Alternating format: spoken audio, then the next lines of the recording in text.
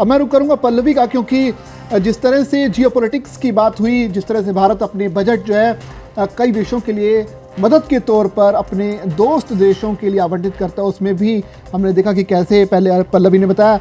पल्लवी, अब ये जानना चाहेंगे कि अलग अलग देशों के लिए पहले कितना बजट भारत आवंटित करता था, अब उसमें कितना बदलाव हो गया, और क्योंकि भारत के इस बजट पर पूरी दुनिया की निगाहें थी, तो ऐसे में एक क्या संदेश गया है भारत के इस बजट से कि अब बांग्लादेश हमारे साथ कैसा है? क्या वो दोस्त है अभी भी, या फिर न्यूट्रल टाइप है, या फिर अब भारत की आंखों में अब जो है थोड़ा सा अटकने लगा है बांग्लादेश? बिल्कुल नीरज, आपने सही कहा, क्योंकि अभी हमने देखा है कि किस तरीके से विश्व भर में उथल पुथल मची हुई है। खासकर अगर हम बांग्लादेश की बात करें तो बांग्लादेश को लेकर जो ऐलान किया गया है, पिछले साल अगर हम देखें तो पिछला जो बजट पेश हुआ था उसमें लगभग 120 करोड़ रुपए दिए गए थे बांग्लादेश को, जो बजट के हिसाब से अगर हम बात करें तो। लेकिन इस बार 50% जो है कट कर दिया गया है बजट में इस बार बांग्लादेश को अगर देखें तो, और इसी वजह से बांग्लादेश को जो है बड़ा झटका लगा है। लेकिन उससे पहले हम बांग्लादेश पर बात करेंगे, लेकिन उससे पहले मैं कुछ ऐसे देशों के नाम आपको बता देती हूँ जिसके लिए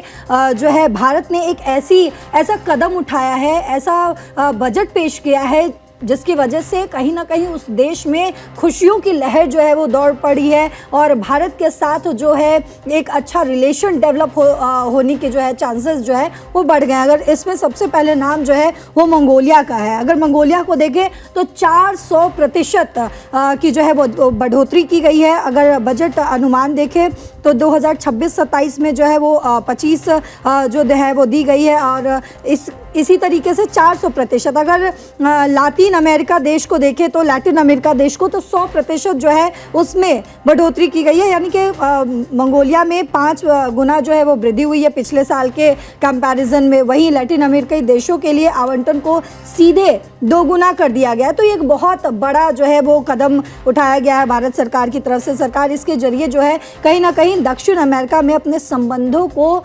मजबूत करने की दिशा में जो है वो आगे बढ़ता हुआ नजर आ रहा है। वहीं अगर बात करें भूटान की, तो भूटान को मिलने वाली सहायता राशि जो है उसमें अगर उसकी वैल्यू देखें तो इस मामले में सबसे बड़ी वृद्धि जो है वो 138.56 करोड़ की हुई है। हालांकि प्रतिशत के लिहाज से ये 6.44% है, तो प्रतिशत के हिसाब से बहुत बड़ी बढ़ोतरी नहीं देखी जा रही है नीरज जी। हालांकि ये जो है एक बहुत बड़े उछाल की तरफ देखा जा रहा है। बात करें अगर अफ्रीकी देशों की तो वहाँ भी 225 करोड़ और सेशेल्स 19 करोड़ है, और ये बजट में कोई बदलाव की तरह नहीं किया गया है, यानी कि ये पिछले साल के बराबर ही है, यानी कि न घटाया गया है अफ्रीकी देशों के लिए और ना ही बढ़ाया गया है। लेकिन कुछ ऐसे देश हैं जिनकी सहायता राशि में एक ऐसी कटौती की गई है जिससे, जैसे कि सबसे पहले बात करेंगे हम बांग्लादेश को लेकर, तो बांग्लादेश के प्रतिशत के मामले में सबसे बड़ी कटौती हुई है। 60% की कटौती कर दी गई है, माफ़ कीजिएगा 50% की कटौती कर दी गई है सहायता राशि में।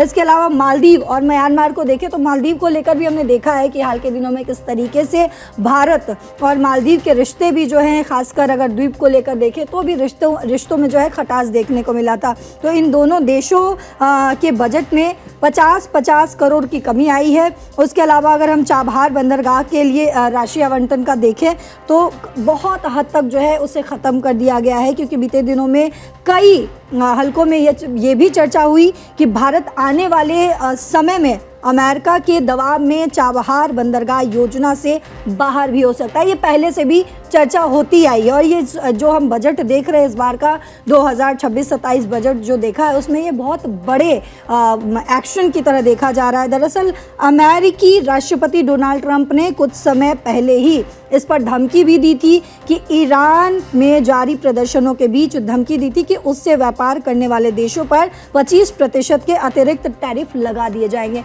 तो अभी हमने देखा है कि किस तरीके से डोनाल्ड ट्रंप जो है तमाम देशों पर अपनी जो पकड़ है वो मजबूत बनाने की कोशिश करते आए हैं। वेनेजुएला पर हमने देखा कि किस तरीके से उन्होंने अटैक किया। उसके अलावा हमने देखा कि अभी ग्रीनलैंड को लेकर जो लगातार ये कहते आए हैं कि उस पर हमारा कब्जा होना चाहिए। लेकिन जिस तरीके से भारत ने अपना 2026 और 27 का बजट पेश किया है वो कहीं ना कहीं जो है वो पूरे ही विश्व भर में एक संदेश देता हुआ नज़र आ रहा है। अगर हम बात करें सिर्फ सिर्फ बांग्लादेश की, तो बांग्लादेश के लिए ये बहुत बड़ा जो है वो झटके की तरह देखा जा रहा है। और विदेश की बाकी योजनाओं पर भी बजट कैसा रहा वो भी एक बार बता देती हूँ। दरअसल केंद्र सरकार ने विदेश मंत्रालय से जुड़े सचिवालयों के लिए 761.21 करोड़ का बजट तय किया है। दूतावासों की बात करें तो दूतावासों मिशंस के लिए 5059.30 करोड़ रुपए तय किए गए हैं। इसके अलावा पासपोर्ट पर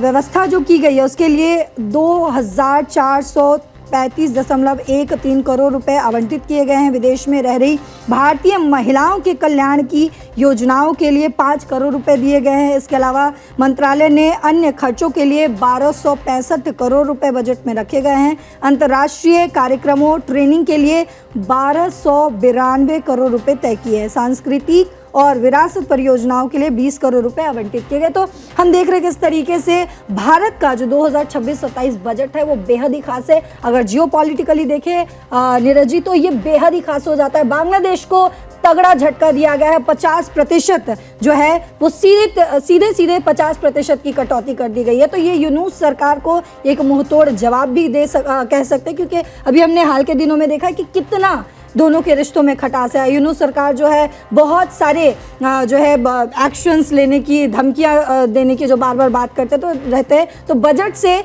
बांग्लादेश को एक मुंहतोड़ जवाब मिला है।